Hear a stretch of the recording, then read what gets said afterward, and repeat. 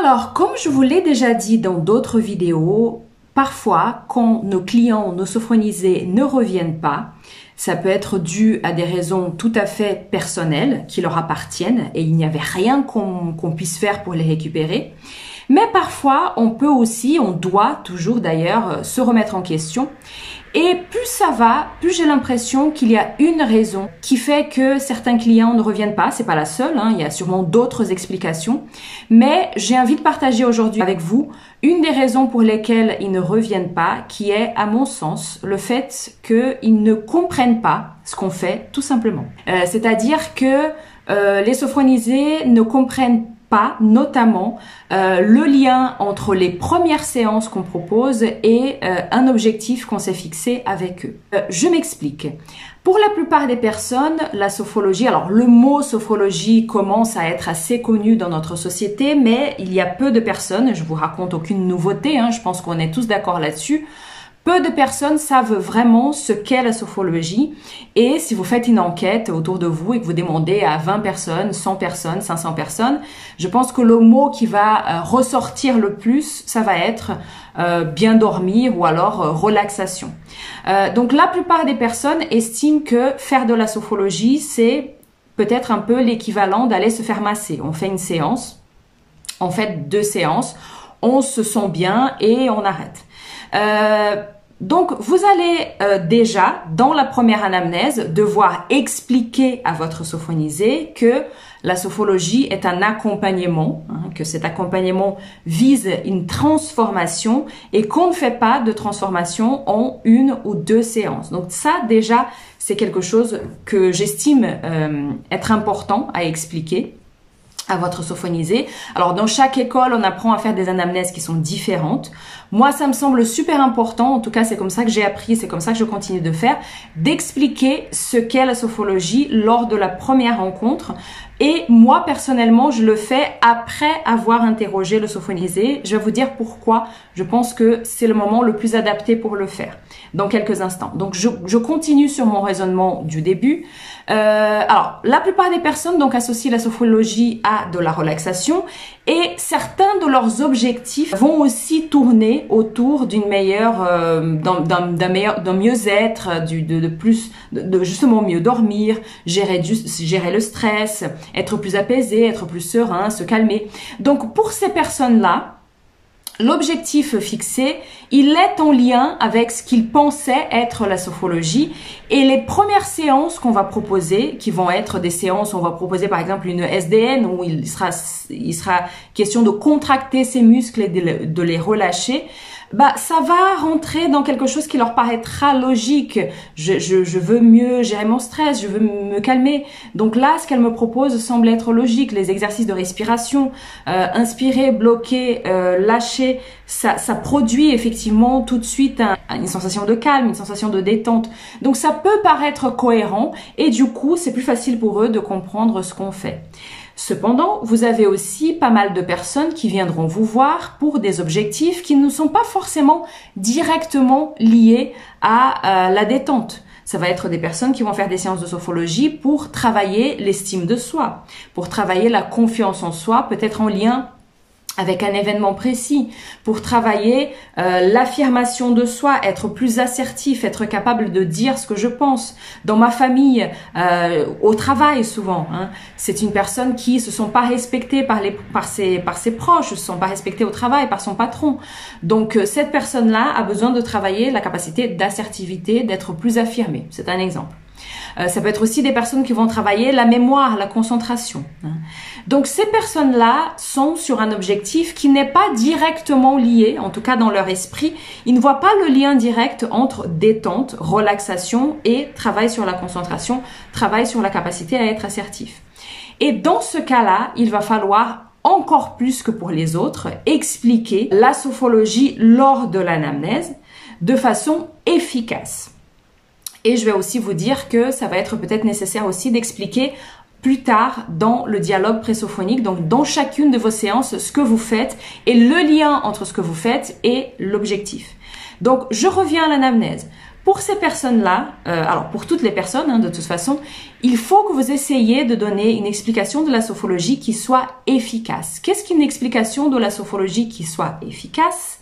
Alors, en tant que formatrice et en tant que superviseur de sophologue, j'ai toujours, j'ai pas envie de dire toujours, mais presque toujours vu des explications de la sophologie de sophologues débutants qui sont justes. C'est-à-dire que dans les explications que vous donnez, ce que vous dites est juste.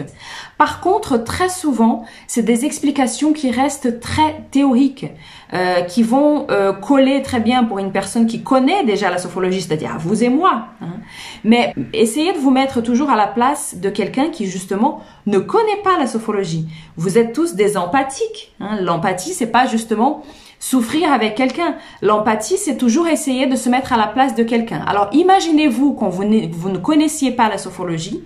Est-ce que une explication de la sophologie telle que la sophologie est une méthode psychocorporelle qui permet d'harmoniser le corps et le mental, est-ce que c'est une explication qui vous permet de comprendre exactement ce qui va se passer en séance? Si cette explication est juste, la sophologie est une méthode qui permet psychocorporelle qui permet d'harmoniser le corps et le mental. Mais est-ce que vraiment cette explication-là peut suffire pour donner du concret, pour que cette personne comprenne ce qui va se passer en séance et qu'elle comprenne surtout en quoi cette méthode psychocorporelle va l'aider à atteindre un objectif comme avoir plus confiance, avoir plus d'assurance, être capable de s'affirmer devant son patron. Moi, ça me semble très nébuleux. Enfin, moi, personnellement, je vois pas du tout. Enfin, évidemment, je le vois. Mais si on me donne juste cette explication-là, si je reviens 15 ans en arrière, 12 ans en arrière, quand je connaissais pas la sophologie, est-ce que cette explication-là me permet de me dire que j'ai frappé à la bonne porte, que je suis avec la bonne personne et que ces rendez-vous hebdomadaires que je prends et pour lesquels je paye 50 €, 60 € vont être vraiment efficaces et vont vraiment me permettre de me sentir mieux dans ma vie. C'est pas évident du tout. Donc, c'est la raison pour laquelle j'aime bien donner l'explication de la sophologie à la fin de l'anamnèse parce que je vais aller piocher, je vais aller me servir de ce que cette personne m'a dit en anamnèse pour expliquer ce qu'est la sophologie, justement, de façon efficace. Et je sais que c'est pas forcément évident quand on débute, parce que quand on débute, on est un peu stressé, on donne une explication de la sophologie qui va être à peu près la même pour tout le monde. Mais faites attention, c'est peut-être ça, justement, qui fait que vos sophronisés ne reviennent pas, ils ne comprennent pas en quoi la sophologie peut les aider, si vous dites juste la même explication à tout le monde. Donc, je vais vous donner un exemple d'une explication de la sophologie qui va être efficace, justement, pour cette personne qui se sent pas respectée dans son travail et qui a besoin d'être capable d'être plus de s'affirmer plus facilement, d'être plus assertive face à son chef, face à son patron. Donc, pour cette personne-là, je pourrais expliquer que la sophologie est une méthode psychocorporelle, pourquoi pas, c'est pas faux. Et qu'est-ce que ça veut dire psychocorporelle? Parce que faites attention, déjà le mot psycho fait peur à certaines personnes. Il y a certaines personnes qui vont dire psychologie, psychologue, oh là là, j'ai pas envie de raconter ma vie. Ça aussi, ça peut être une des raisons. Moi, je sais que j'ai déjà perdu des clients à cause du mot psychocorporel. Donc, on peut le dire, c'est vrai, mais c'est toujours intéressant d'expliquer derrière ce que psychocorporel veut dire. Donc, psychocorporel, ça veut tout simplement dire que les effets de la sophologie vont se sentir aussi bien au niveau mental qu'au niveau physique. De toute façon, on ne peut pas séparer les deux. Donc, je vais commencer cet accompagnement par vous donner des outils qui vont vous permettre de gérer les tensions. Vous m'avez dit tout à l'heure que vous étiez très fatigué. Donc, vous voyez, je vais aller chercher dans les informations que cette personne m'a données des éléments qui vont lui expliquer peut-être le début de l'accompagnement. Donc, vous m'avez dit que vous aviez des petites douleurs, qu'il y avait des tensions, que vous étiez très fatigué. Donc, tant que vous êtes dans cet état-là, ça va être compliqué d'être justement confiante face à votre chef. Donc, je vais commencer à vous donner des outils en début d'accompagnement qui vont vous permettre justement déjà de vous sentir mieux, d'être moins tendu. Je vais vous donner des outils qui vont permettre de vous apaiser, de vous calmer, de prendre un peu de distance émotionnelle par rapport à tout ça. Dans cette première partie de l'accompagnement, je vous aurai donné des outils pour vous apprendre à vous détendre, à vous calmer. Et justement, vous allez vous servir de tout ça dans cette deuxième partie où là, je vais vous aider à développer vos capacités de confiance, les capacités à être justement sûr de vous, de dire des choses de façon posée, Ça va être beaucoup plus facile, d'autant plus qu'on aura travaillé justement le calme et la détente dans cette première partie. Je vais vous inviter à vous visualiser justement face à votre chef, en train de lui dire tout ce que vous avez envie de lui dire de façon calme, de façon posée, puisque vous êtes en confiance, vous êtes sûr de vous. Et là, ça devient très intéressant parce que je ne sais pas si vous savez, mais le cerveau, il ne fait pas la différence entre quelque chose qu'on imagine dans notre esprit et quelque chose qu'on vit réellement. Exemple, si je vous invite maintenant, là, tout de suite, à croquer dans un citron, moi, rien que de l'avoir dit, j'ai déjà salivé un peu. Donc, c'est que votre cerveau a imaginé et il a envoyé la réponse physiologique en lien avec le fait de croquer dans un citron. Donc ça, c'est super important et c'est justement, on va travailler là-dessus pour habituer votre cerveau au fait que vous êtes tout à fait capable de parler avec votre patron en étant tout à fait tranquille et sûr de vous. Et le fait d'avoir répété ça plusieurs fois dans votre tête, dans votre esprit, d'avoir visualisé cette situation où vous parlez avec votre patron en étant tout à fait calme et détendu et en confiance, le jour où vous allez réellement le faire, votre cerveau va vivre cette situation comme étant quelque chose qu'il connaît puisqu'il l'a déjà fait plusieurs fois dans le passé et ça s'est bien passé. Vous n'êtes pas morte, vous n'êtes pas... Voilà, tout s'est bien passé par la suite. Donc, c'est une façon qu'on a en sophrologie d'habituer le cerveau à faire quelque chose qui, au départ, nous semble gênant et difficile. Donc voilà une explication de la sophrologie que je pourrais donner à quelqu'un qui a cette problématique-là d'affirmation et qui serait efficace parce que je lui explique un peu les deux temps de l'accompagnement. La première phase, on va plutôt travailler détente, calme, etc.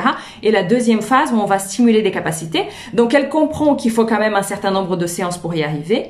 Elle comprend que la première partie, les premières séances, je travaille le calme, la détente, etc. Ça a un lien, ça permet de préparer cette deuxième partie où elle va travailler son assertivité.